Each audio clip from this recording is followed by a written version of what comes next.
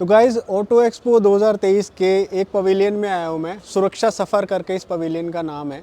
आप ये देख सकते हो, यहाँ पे कोई गाड़ी लॉन्च नहीं हो रही है और ये अलग से बाहर लगा हुआ है ऑटो एक्सपो में। और यहाँ पर एक कॉर्नर में आया हूँ मैं, यहाँ पे गाड़ी की पीयूसी टेस्टिंग करके दिखाई जा रही है। ठीक है, तो मैं और रोजमर्टा कंपनी की ये स्टॉल है, तो मैं इनसे समझने आया हूँ और मेरे साथ हैं समीर जी यहाँ पर। तो मैं उनसे ये समझने आया हूँ कि क्या करते हो आप पीयूसी की आज के दिन हमारी कंट्री में क्या सिचुएशन है। आप जब भी पोल्यूशन बनवाने जाते हो, कैसे भी कोई भी आपको पोल्यूशन सर्टिफिकेट बना के दे देता है, उसकी कोई ऑथेंटिसिटी नहीं है। तो यहाँ पर क्या अलग है, क्या कर रहे हैं, आइए एक बार समीर जी से समझते हैं।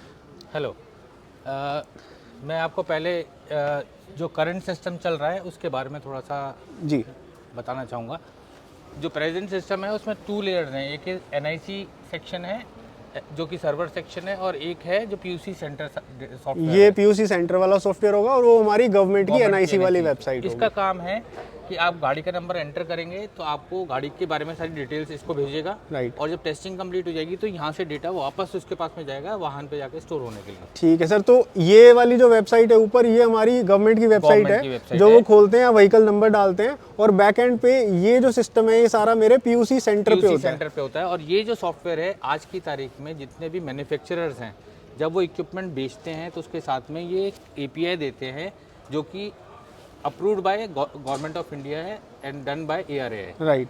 लेकिन होता क्या है कि चूंकि लोगों को अपनी गाड़ी फेल नहीं होने देना चाहते, तो उसकी वजह से जो ऑपरेटर होता है उसके ऊपर प्रेशर आता है। राइट। तो उन्होंने क्या है कि फेक एपीआईज बना लिए हैं जो कि जैसे ओरिजिनल काम कर रहा है बिल्कुल वैसे ही काम करते हैं, और वो डेटा इससे लेते हैं, एनआईसी से लेते हैं और उसको वापस डेटा देते हैं। लेकिन वो डेटा इक्विपमेंट से नहीं आता, वो मैनुअली डाल देते हैं। वो मैनुअली डाल देते हैं या ये सॉफ्टवेयर अपने आप जनरेट कर देता है पास डेटा। ओके। तो उस केस में आपको ना गाड़ी स्टार्ट करने की ज़रूरत होती है, ना कुछ करने की ज़रूरत होती है। गाड़ी लेके जाते हैं, गाड़ी का नंबर प्लेट फोटोग्राफ क्लिक होता है और उसके बाद में पास सर्टिफिकेट जनरेट हो जाता है। राइट, मतलब उसके लिए कंडीशन ये है कि 50 रुपए देने हैं और पास का सर्टिफिकेट मिल ही जाएगा। राइट, अभी आज के दिन ये सिनेरियो चल रहा है और ज़्यादातर सेंटर्स में ऑल ओवर इंडिया यही प्रैक्टिस है। मतलब मैंने तो आज तक यही प्रैक्टिस फॉलो की है कभी किसी गाड़ी का चेक कराया तो कोई किसी ने क्वेश्चन रेज किया ही नहीं है, चाहे वो कितनी ही पुरानी गाड़ी हो। एक मेरे पास डेबू मटीज है, वो 22 साल पुरानी कार है, मैं उसका भी करवाने जाता हूँ, पास करके दे देता हैं।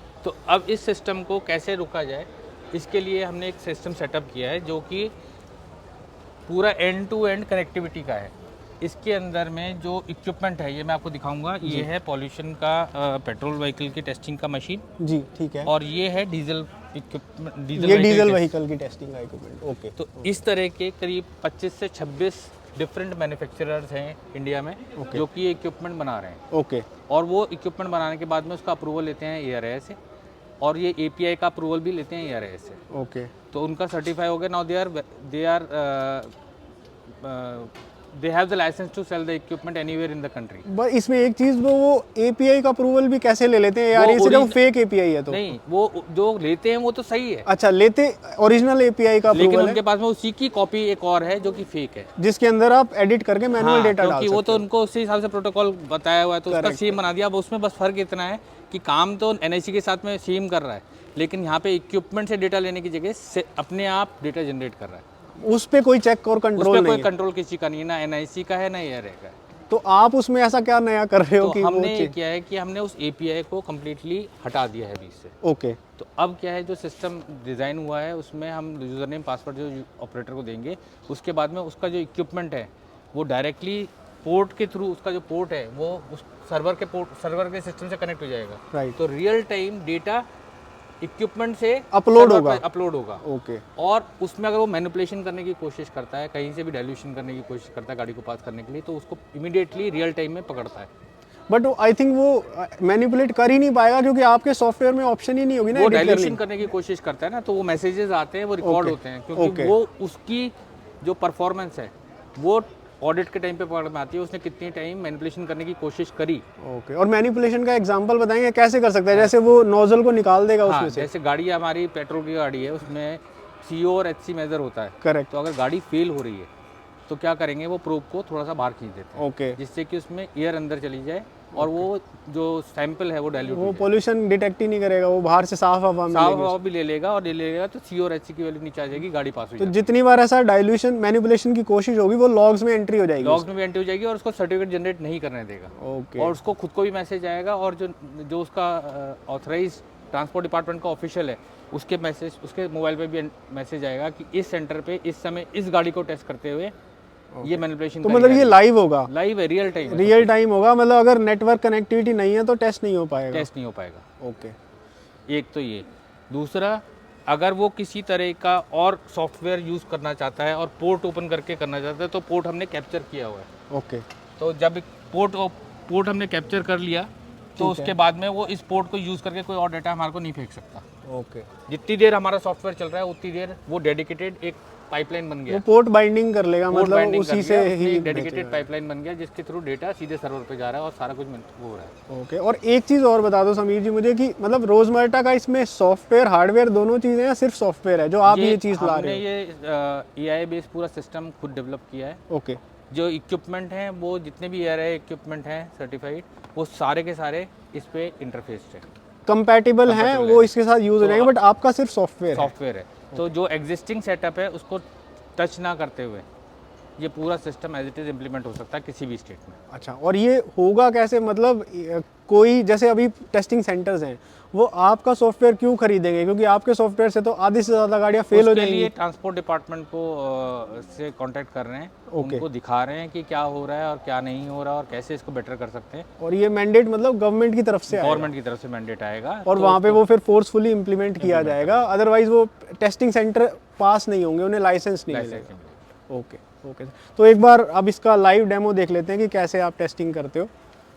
ये क्लाइंट साइड या PUC साइड सॉफ्टवेयर है। ओके। जिसमें मैनिपुलेशन चल रही थी। ये पूरा का पूरा हमने आर्टिफिशियल इंटेलिजेंस बेस्ड सिस्टम बनाया है। ओके। इसमें जैसे ही हम व्हीकल नंबर डालते हैं, ठीक है, तो ये इसके ऊपर में सारा डेटा पॉपुलेट हो जाता है वाहन से। ओके। और फिर ये फोटोग्राफ जो है ये ऑटोमेटिकली क्लिक होता है। ओके। जिसमें ऑपरेटर का जो रोल है वो ख़त्म कर दिया है हमने। ये ऑटोमेटिकली यहाँ से कैप्चर हो जाता है। मतलब आपने कैप्चर पे क्लिक कर दिया, लेकिन वो कब कैप्चर होगा ये सॉफ्टवेयर डिसाइड करेगा? सॉफ्टवेयर डिसाइड करेगा। और वो आप जैसा कि बता रहे थे कि वो ड्यूरेशन है कि अब जब मैं टेस्टिंग शुरू करूँगा, जैसे ही मैं कनेक्ट करूँगा और स्टार्ट करूँगा टेस्ट को, तो ये पोर्ट को ओपन करेगा जिससे कि डेटा मैनिपुलेशन होती है ज़्यादातर। ओके। इसने पोर्ट को ओपन करा, पोर्ट के पूरे पैरामीटर्स आ गए, रीड कर लिया कि हाँ इक्विपमेंट रेडी है और इस पोर्ट पे काम कर रहा है, मेरे से बातचीत कर रहा है। ठीक है। अब इस पॉइंट के बाद आप बता रहे थे कि पोर्ट नंबर चेंज नहीं हो सकता, वो बाइंड कर लेता है। It's completely married to the system now. ठीक है। अब इससे जो डेटा है वो हमारा डेटा स्टार्ट जैसे क्लिक करूँगा मैं तो मेरे को डाटा आना शुरू हो जाएगा। Now it is opening the port. ठीक है। पोर्ट ओपन होने के बाद में ये डेटा आना शुरू हो गया मेरे को। ठीक है, ये डेटा आ रहा है।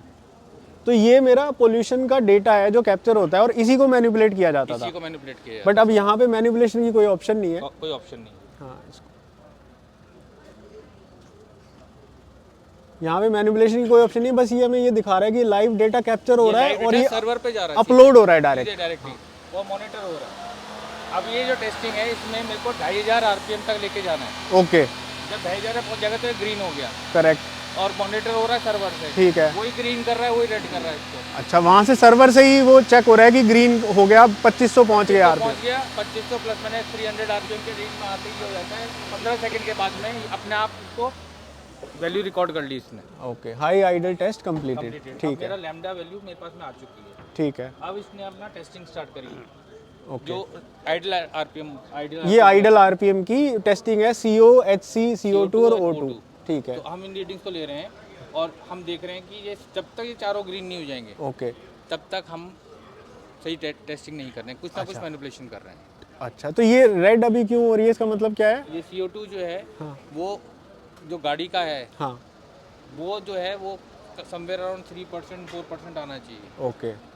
ये सारी अब ग्रीन हो रही है। ओके। इसका मतलब जो रीडिंग्स आ रही हैं वो ये है। तो ये मतलब इतने ड्यूरेशन का डेटा ले रहा है और उसका एवरेज निकाल रहा है, तो ये ग्रीन नहीं, ये रियल टाइम डेटा है। अच्छा, real time every instance data is coming है। ओके। ओके, तो ये बार बार रेड क्यों हो जा रहा है, किसका? लिमिट से बाहर होता है। अच्छा, जब लिमिट से बाहर हो जा रहा है तब ये रेड हो जाता है। ओके। ओके, तो इसमें मतलब अगर कोई गाड़ी, परफेक्ट रीडिंग आ गई है। हाँ ये परफेक्ट रीडिंग आ गई है। ऑल्दो CO की वैल्यू 0 है, HC की वैल्यू 0 है, लेकिन O2 भी जीरो है। O2 जीरो का मतलब ये है कि गाड़ी के अंदर में कंबशन जो है वो प्रॉपर हो रहा है, ओके। क्योंकि एटमॉस्फेयर में करीब 14% ऑक्सीजन होता है। ये जीरो दिखा रहा है, इसका मतलब जितनी हवा हमने डाली इंजन में वो सारी बर्न हो गई। ओके। अब कोई ऑक्सीजन नहीं है ओके। जब एमिशन में बाहर निकला, तो पूरा सारा fuel combustion burn हो रहा है। गया, सारी एयर बर्न हो गई। तो ये मतलब आपने टेस्ट किया, सारा डेटा है, इसमें मैनिपुलेशन का कोई स्कोप नहीं है। तो अल्टीमेटली ये जिस्ट है इसका कि मैनिपुलेशन नहीं हो सकती। अगर गाड़ी फेल होगी तो फेल, पास होगी तो पास, और अगर सर्वर से भी कनेक्शन नहीं है तो भी पीयूसी हम टेस्ट रन नहीं कर पाएंगे। ठीक है। और अगर कोई गाड़ी फेल होती है, हाँ जी, तो जैसे अभी क्या है कि एक गाड़ी एक सेंटर में फेल हो गई तो वो दूसरे सेंटर पे जाके पैसे देके पास हो जाती है। करेक्ट। इसमें अगर एक बार फेल हो गई तो 7 दिन तक वो दूसरे सेंटर पे जाके टेस्ट नहीं करवा सकते। वो ऊपर फ्लैग हो जाएगा Flag हो जाएगा। एनआईसी के उस जैसे पे। ही नंबर डाला जाएगा तो वो इन्फॉर्मेशन आ जाएगी कि आपकी गाड़ी ऑलरेडी फेल्ड है, please get it corrected. Okay. तभी वो 7 दिन का विंडो खुलेगा, 7 दिन बाद, और उसके बाद में वो टेस्टिंग करवा सकता है और फिर उसी दिन। ठीक है सर। और एक चीज़ और बता दो, ये save test, save data new test का मतलब क्या है? ये सेव किया डेटा जो टेस्ट था ना, हाँ जी, तो वो आप डेटा आया था फाइनल डेटा, उसको सेव कर उसको लिया। सेव कर जैसे लिया। सेव पे क्लिक करते हैं तो एनआईसी के पास में फाइनल रिकॉर्ड में अपलोड हो जाता है वाहन के अंदर। अच्छा। और एक डाउट और है मेरा, मान लो टेस्टिंग करते हुए बीच में कुछ हुआ, नेटवर्क कनेक्शन चला गया तो या start the test again. You will have to start direct, but वो उसमें काउंट नहीं होगा कि आपकी मैनिपुलेशन हुई बीच में? नहीं, वो नहीं होता। अच्छा, अगर वो एरर नहीं। होती है तो उसको हम रीड कर रहे थे, समय पीछे रीड कर रहे हैं कि किस वजह से टेस्ट ब्रेक हुआ। तो सिस्टम उसको मतलब प्रॉब्लम नहीं क्रिएट करेगा, वो री हो सकता है, दोबारा से हो सकता है, या गाड़ी बंद होगी मान लो तो वो दोबारा से कर सकते हैं उसे स्टार्ट। ठीक है सर।